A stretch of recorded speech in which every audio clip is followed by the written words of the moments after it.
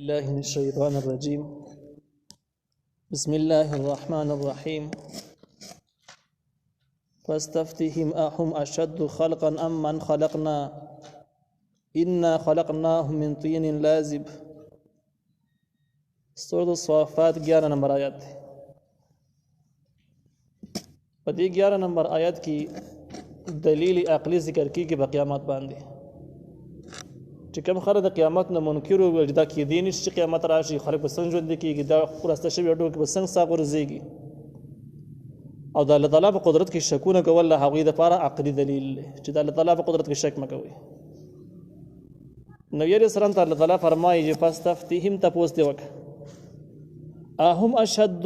اهم اشد چې آیا دا خلک د انسانان دا ډېر ګران دي خلقا په دوباره پیدا کولو کې، ام من خلقنا یا هغه څوک چې موږ پیدا کړي دي د دې نه علاوه نور ځمکې او اسمانونه دومره کائنات چې موږ پیدا کړي دي نو هغه به غټ غټو پیدا کول به مشکل وکړي، دې خلکو دوباره پیدا کول به ګران دي. انا خلقناهم یقینا موږ دوی پیدا کړلي من طین لازب د هغې خټې سلیخجنې نه، هغه ټینګې خټې نه موږ پیدا کړي دي انسانان، یعنې دوی د پیدایش ډېر آسان دی، دوباره پیدایش ګران نه دی. په اول ځل باندې د خټې نه الله پیدا کولی شو نو دوباره به ور دغه خاورې شوی وجود راغونډ نه کړي، دوباره به یې جوړ نه کړي، دا مطلب یې شو.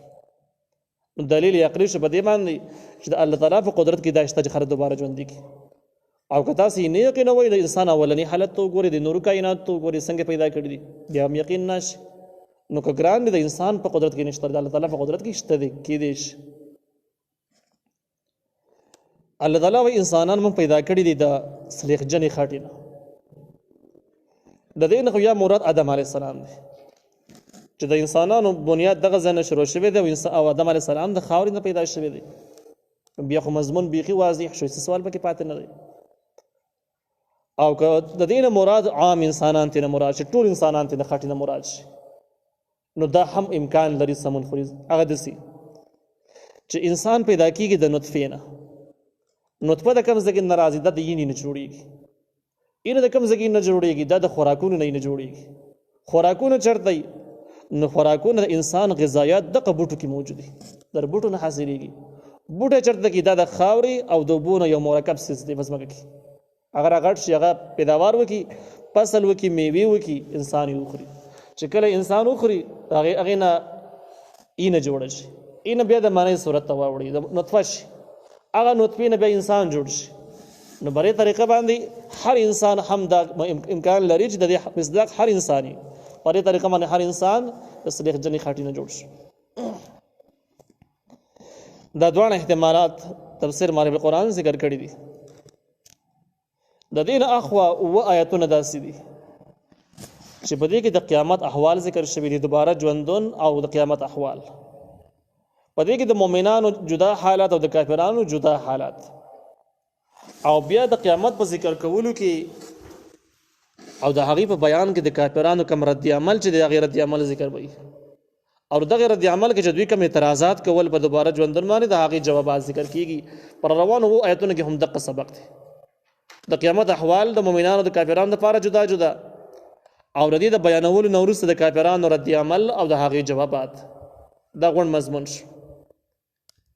الله تعالی وایي بل عجبته، بلکې ته تعجب کې، ویسخرون او دوی ټوکې کوي. د دې خلکو مخکې چې کله عقلي دلایل بیان کړي چې دا خبر د عقل نه لرې نه ده چې ګنې خلک دې دوباره ژوندي شي، ته بیا عقل یې نه منې، عقل یې صحیح مني، او دا عقل نه لرې نه را به دې باندې عقلي دلایل پیش کړي، نو بس دوی ملنډې شروع کړي چې دا خو ته نه کېدو خبرې دي. وړاندې موږ ویلو چې د بدخانو مزګین نه دوی یو هډوکی راوړو په لاس کې وسولاو، او بیا یې ویل چې دا هډوکی به دوباره ژوندی شي، او نبی علیه السلام ورته ویل چې نعم ژوندی کېږي به،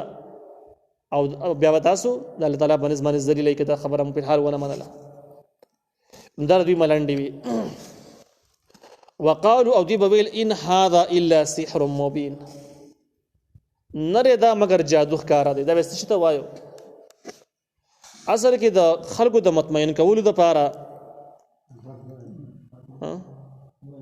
واذا ذکروا لا یذکرون، هر کله به چې دوی پویولی کېدل نو لا یذکرون، دوی به ځان نه پویاو، یا هر کله چې دوی ته به نصیحت کېدو نو دوی به نصیحت نه قبلاو. دا دوی هغه رد عمل ذکر شو. دا دو آیاتونه چې کوم دي در هغه متعلق دي چې کله دوی ته عقلي دلایل پیش چې کوم تعلق به د عقل سره نو دوی به ملنډې کولې او داغه ته به غوږ نه خوده نصيحت به نه قبل غوږ به نه خوده در عقلي دلایل متعلق د مشرکانو رد عمل د باغیانو رد عمل دویم قسم رد عمل د سیو چې واذا راوا آیه هر کله چې ورته یو نخا یستسخرون باغی پورې به ټوکی کولې د دې نخې نه مراد معجزات دي نو د خلکو د مطمئن کولو لپاره د نبی علیہ السلام سره دویمه طریقه دا و چې معجزې به پیش کولې نقلی دلیل معجزه پیش کوله چې زما خبر زکه ټیک دي چې زما صدا الله تعالی درنه ثبوت را سره د معجزه را سره معجزه دلیل پیغمبرای دی او چې چا سره معجزه کا پیغمبر او پیغمبر چاته دروغ نه وای لہذا زما خبري ټیک دي نو چې کله معجزه به پیش کړل د معجزې سره د دوی جواب نه چې دا غي متعلق سویلی وي او تعجب کړي وي چې و د ناشنا خبر ده څه نه کوله بلکې د دلیل نقلی یعنی د معجزو متعلق به د سویل و اذا راوا آیه هر کله وجوري د یو نخ د معجزینا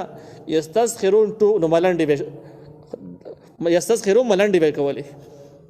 وقالوا ويل بج ان هذا الا سحر مبين نه دا مگر جادو ښکارا د ښکارا جادو دی دا وایي د معجزات مبارک د دوی رد عملو چې کله به معجزې ولیدل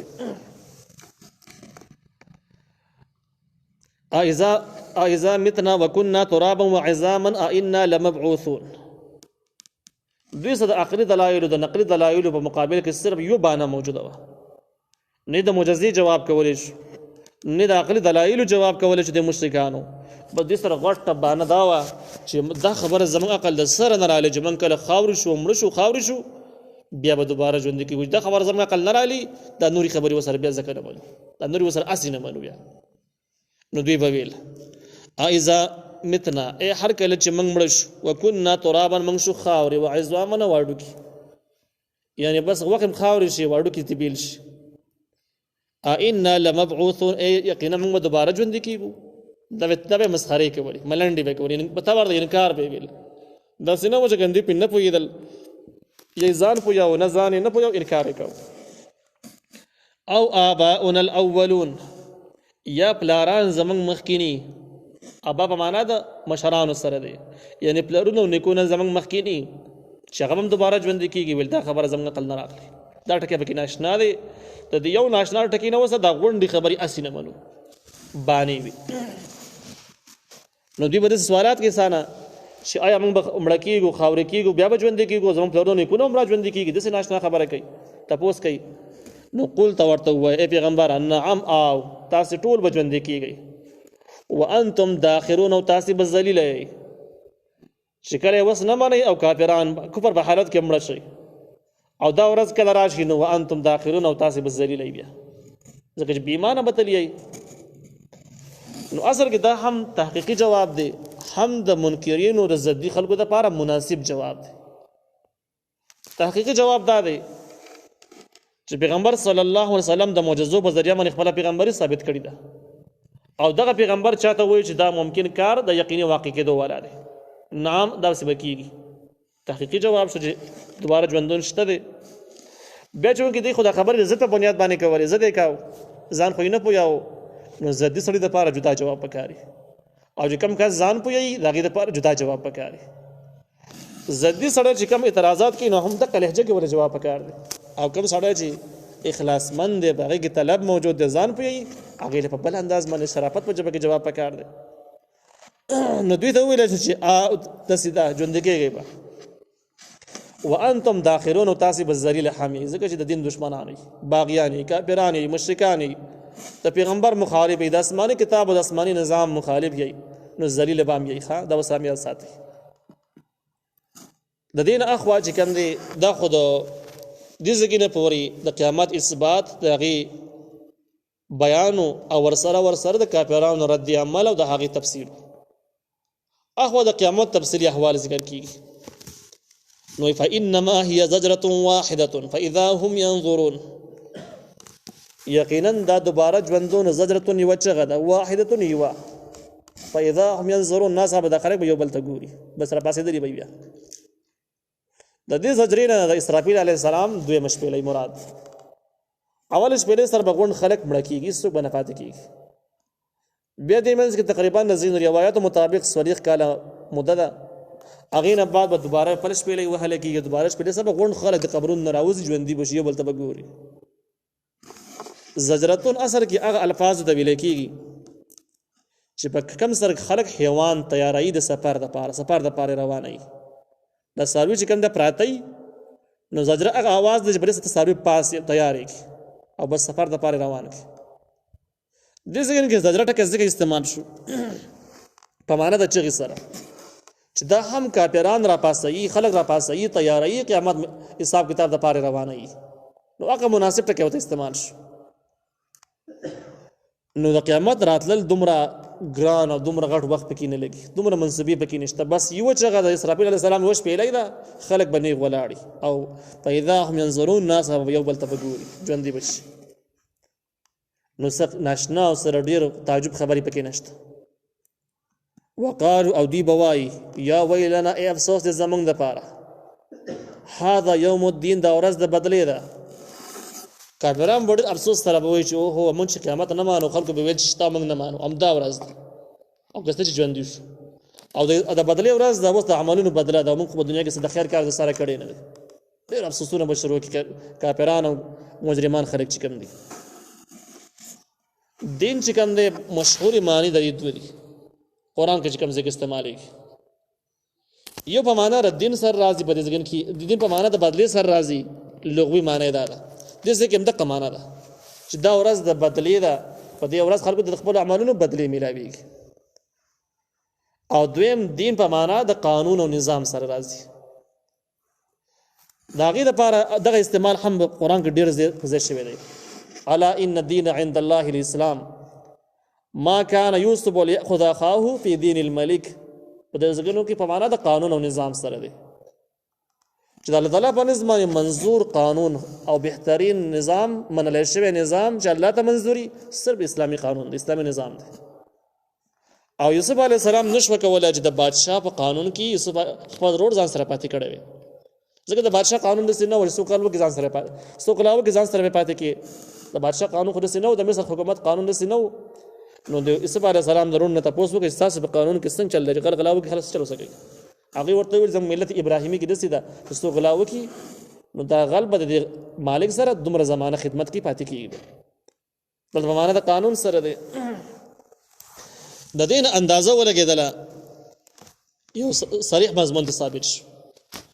چې اسلام یو مکمل دین دی او دین مکمل قانون ته ویل کېږي. او قانون دا ده چې په دې کې به د عباداتو، د عقایدو، دغه شان کې د نظام حکومت، عدالت، تعلیم، انفرادي، اجتماعي، داخلي، خارجي، ټول اصول پکې موجود دي. دې ته دین ویل کېږي. یو خبره به بهر نه. نو که چا اسلام په دې معنی کې منلی چې قرآن او حدیث څومره عبادات ښودلي دي په دغه طریقه پکار دي، کومې چې فرض ښودلي دغه فرض او چې کومې مستحب هغه مستحب او کوم چې نوافل په دغه معنی سره دین ومانو په عباداتو کې. نو دا په عباداتو کې موحد شو. اوس که د دې نه وروسته د دغې نه علاوه اسلام او شریعت چې کوم عقیده ښودل لکه دغه عقیده یې ومنله، دا موحد شو په عقیده کې. او که د نظام ومانه چې څومره ژوند موږ تېروو، څومره اجتماعي ژوند زموږ دی، د مشرۍ د کشرۍ کوم اصول دي، کوم نظام دی، نو دغه به هغه موږ قبلوو، هغه به نافظوو چې کوم اسلامي هغه موږ ته منظور چې کوم اسلامي نه موږ ته منظور نه. نو دا موحد شو په نظام کې. اوس یو سړی رسېدی په عباداتو کې اخوا دیخوا کوي، نو دا به شرک ته اوړي، دا به شرک په عبادت شي. که دی په عقیده کې اخوا دیخوا کېږي دا به مشرک په عقیده وي. او که کوم سړی په نظام کې چل ول کوي، نظام قایل نه دی، هغې د نظام تعریف دا کوي چې بس مونځ، روژه او حج، زکات، د مور پلار خدمت، دومره تعریف یې خالي کوي، نور نه مني، نو دا مشرک په نظام دی، په الحاکمیت. شرک په الحاکمیت دغه شی ته ویل کېږي. دا مشرک دی خو په الحاکمیت مشرک دی. ډېر خلک داسې چې توحید په الفاظو باندې خپلې مریش نه کړلې او ځان ته موحدین وایي، په دې حاکمیت کې بیا مشرکان شوي دي، خطا دي. او بیا هغه خلک چې د حاکمیت الهي دپاره کار کوي، په هغوی باندې هغوی خوله رابرسېره کوي چې دا خلک ټیک نه دی، دا غلط دی. دین نظام ته ویل کېږي او نظام کې دغه ټولې شعبې داخلي دي. او د قران صریح آیاتونه په دې معنی شته چې ومن لم يحكم بما انزل الله فاولئك هم الكافرون ومن لم يحكم بما انزل الله فاولئك هم الفاسقون. دا ټول وضاحتونه قران په خپل باندې کړی دي. اوس د دین دا بل تشریح چې خلک عام خلک کوي د نظامی خلکو په مقابل کې کوي چې یاره اسلام خود شته چې د دین چا باندې کړی بس موږ کبار او جانس حج زکات مور او پلار خدمت چا باندې کړی نو ته پوه شې چې دا خو موحد په عبادت کې څه گزاره کوي موحد په عبادت دی لیکن دا سړی په عقیده په حاکمیت د موحد نه دی بدل دی د دین مستقل شعبونه منکر دی. اسلام دغه پنځه عبادت نوم نه دی او د پنځه عبادت لپاره نبی علیہ السلام دومره 30 کاله مهنت نه دی کړی. دغه شان د کیدا دومره 114 سورتونه 6666 آیاتونه د احادیث دومره لوی ذخیره د دې 15 شپږ خبرو لپاره نه دی راغلی. دا شو د دین خبره چې دی به وایي چې هاذا یوم الدین دا ورځ د بدلې دغه دومانی قران استعمال کړي او دا بل تشریح پکې په اس کتاب کې نشته دا ځان جوړ شوی دا بلکې د څه ویل کېږي چې کله انګريزانو په جنوبي ایشیا باندې قبضه کړې ده هغه ټیم کې د اسلامي نظام مقابل کې کوم عقیده چې د خلکو له جوړې شوی د خواري به شوی د عقیده دي چې دی هر څه تاسو سره قبلای خو حاکمیت د سره قبلول نه شي نظامی حاکمیت تاسو د سره نه قبلای بیا په دې لاین کې چې کم د حاکمیت لپاره کوم خلکو کار کړي د مهنت کړي د عقیده وضاحت کړي تشریح کړي دفاع کړي دا نو باندې کې څلور امامان ډیر قابل ذکر دي مشهور دي باقي کې امام رازي رحمه الله امام قرطبي رحمه الله امام ابن تیمیه رحمه الله ډیر مهنت کړي دي په دې نږدې پیړو کې چې کم دی امام مودودي رحمه الله د دې صحیح تشریحات کړي دي وړاندې کړي دي په دې وجه چې کوم عالمي باطل قوتونه دي چې پاغه کې ساري پیرس یورپیان دي دا غوي په لستونو کې دا څلور واړه امامان دا غوي په اصطلاح کې بلیک دي او جدي کوم ځګنو کې قبضه کې فتوحات کوي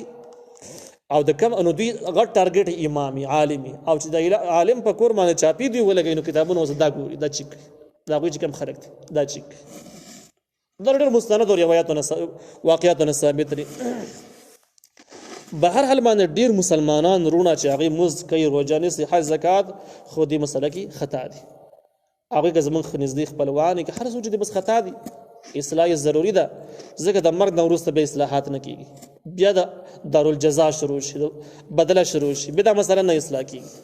چې نه اصلاح کیږي د خلکو سره همدردي د هر مسلمان لپاره ده چې د عقیده باندې پوهه کی چې حکیمت الهي یو سیس د یو د دین صدا او د عبادت باندې د دې متقایل کیږي که عمل په ونه کې نو ګناګار بشي خو عقیده نه مانی نو بیا مکمل په بل لاین بشمار لکېږي هذا يوم الفصل دا ورځ د فیصلې ده د جواب وشي فرشتو طرف الذي حق كنتم به تكذبون تاسو دروغجن ګڼل